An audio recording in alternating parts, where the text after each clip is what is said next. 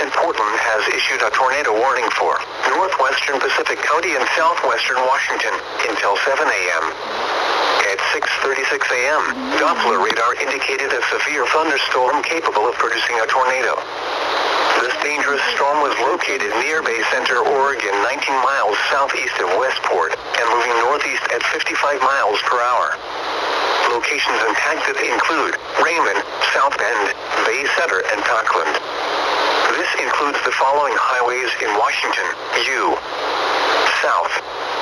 Highway 101 between mile markers 38 and 66. State Route 6 between mile markers 1 and 2. Take cover now. Move to a basement or an interior room on the lowest floor of a sturdy building.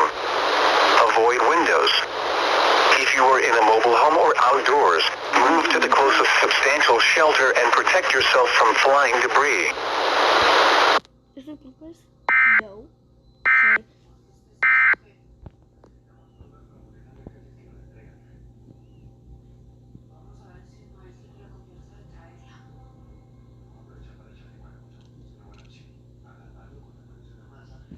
Whoa! Then he was again.